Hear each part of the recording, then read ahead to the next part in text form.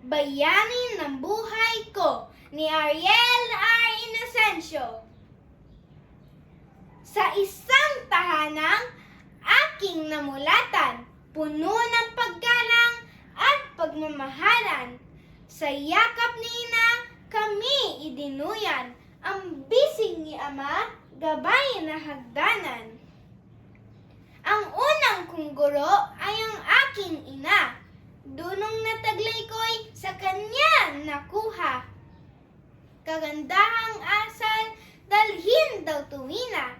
Yan ang habilin na mutya kong ina. Kay amang aruga, kami ay lumaki. Kasipagang taglay, buhay akong saksi. Muog siyang sandigan, sandalan parati. Siya ang takbuhan kung may umaapi.